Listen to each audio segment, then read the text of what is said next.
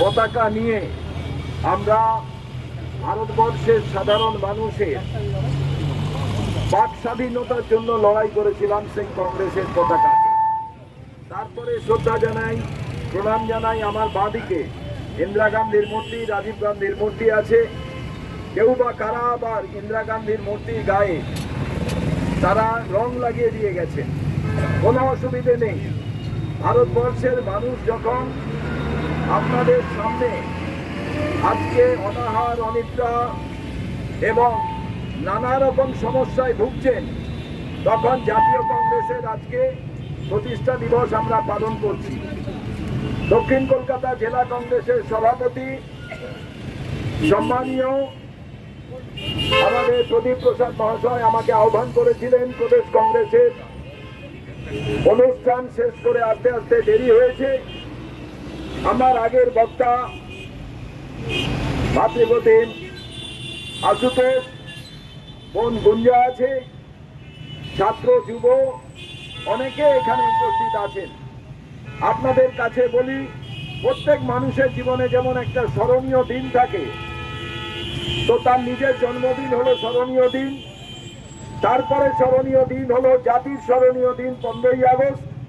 ঠিক তেমনি ভাবে কংগ্রেস কর্মীদের কাছে স্মরণীয় দিন হলো সেটা কংগ্রেস কর্মীদের প্রতিষ্ঠা দিবস, কংগ্রেসের প্রতিষ্ঠা দিবস।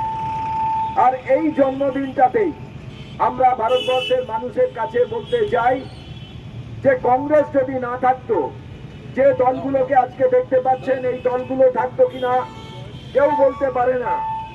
তার কারণ কংগ্রেস ছিল বলেই এই দলগুলো আজকে ভারতবর্ষের মাটিতে দাঁড়িয়ে নির্বাচনে প্রতিদ্বন্দ্বিতা করছে।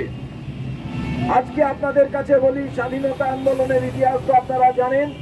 স্বাধীনতা আন্দোলনের পর কালকেই প্রদীপ প্রসাদ রাতের বেলা আমায় বলছিল, এর থেকে স্বাধীনতার পর সব থেকে বড় আন্দোলন কি? মানুষকে জাগ্রত করার আন্দোলন রাহুল গান্ধী ভারত জোড়ো যাত্রার মধ্যে করেছিলেন। আবার রাহুল গান্ধী ন্যায় যাত্রার মধ্যে দিয়ে আপনাদের পাশে এসে দাঁড়াতে চাইছেন। কোনটা ন্যায়? আপনারা সবাই জানেন 22শে জানুয়ারি রাম মন্দিরের উদ্বোধন। এই রাম মন্দিরে তালা খুলেছিলেন রাজীব গান্ধী। অনেকে সে সময় অনেক সমালোচনা করেছিলেন, রাজীব গান্ধী যদি তালা না খুলতেন আজকে রাম মন্দির হতো না। কংগ্রেসের কর্মীরা, চায়ের দোকান, সব জায়গায় বলুন, এই রাম মন্দিরের বাবার নাম বিজেপি নয়, আরএসএস নয়। তার কারণ রাজীব গান্ধী সেই সময় এই রামলালার দরজা খুলে দিয়েছিলেন। আর আমরা মনে করি ভারতবর্ষের জাতীয় কংগ্রেস 1952 সালে প্রথম নির্বাচন করে আমাদের দলের নেতা জওহরলাল নেহরু প্রধানমন্ত্রী হন। তিনি বলেছিলেন মন্দির হবে, মসজিদ হবে, গির্জা হবে, গুরুদ্বারা হবে। কিন্তু এই মন্দির, মসজিদ, গির্জা, গুরুদ্বারা এগুলোকে রক্ষা করতে গেলে হাসপাতাল দরকার, আইআইটি দরকার। তাই তিনি বলেছিলেন আমার পুরোহিতের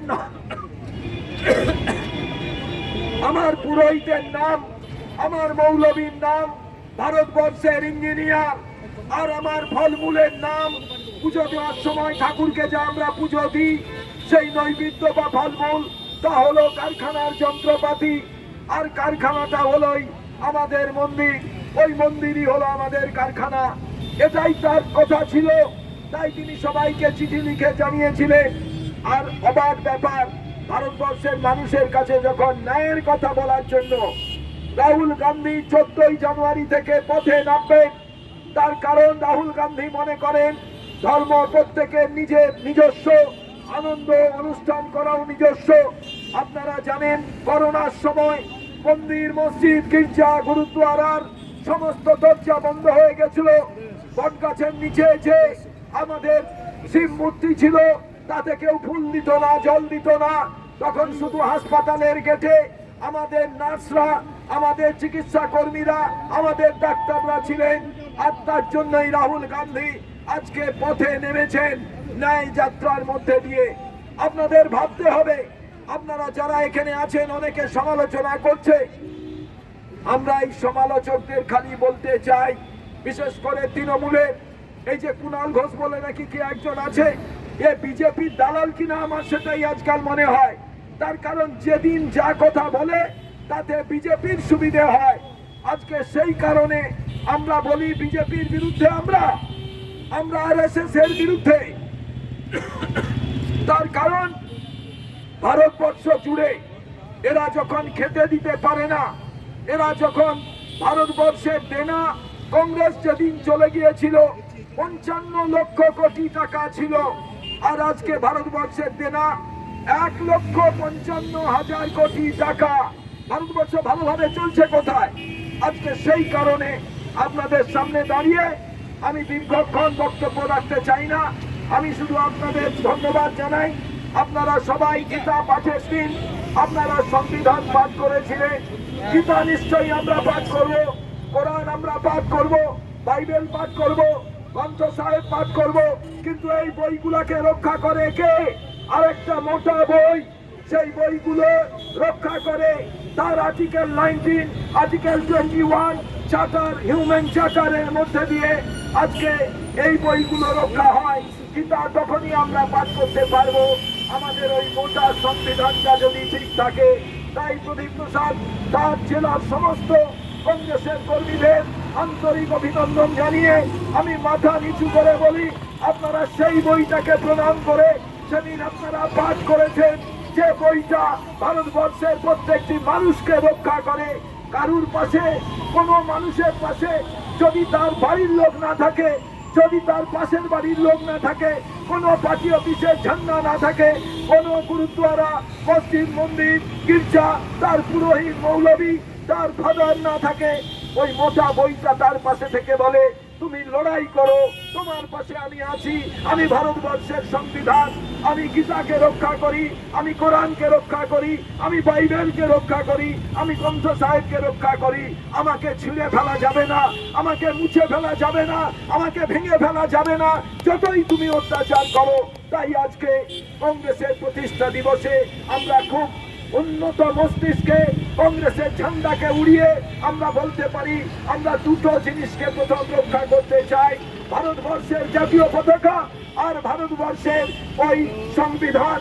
আর এই দুটো জিনিস যদি থাকে, কংগ্রেসের পতাকা নিয়ে রাস্তায় দাঁড়িয়ে যখন মানুষ আক্রান্ত হয় তাদের পাশে আমরা থাকি।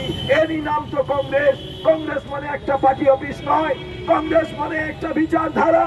কংগ্রেস মানে আপনার বাড়িতে আপনি যেমন মাকে সম্মান করেন, বাবাকে সম্মান করেন, ছেলেদের ভালোবাসেন, কংগ্রেসের সেই আদর্শ নীতিবোধের মধ্যে দিয়ে দক্ষিণ কলকাতাকে অভিনন্দন জানাই। আপনারা আজকে এখানে যে বর্ণাঢ্য শোভাযাত্রার মধ্যে দিয়ে আজকের অনুষ্ঠানটি পালন করলেন, আপনাদের কাছে শুধু এই কথাই বলি, কংগ্রেস জব মুস্কুরাতা হ্যায় গুলশন তব মুস্কুরাতা হ্যায়। कांग्रेस जब मचल जाती तब तूफान मचल जाती, कांग्रेस जब बदल जाती तब इतिहास बदल जाती। जय हिंद, जय कांग्रेस, नमस्कार।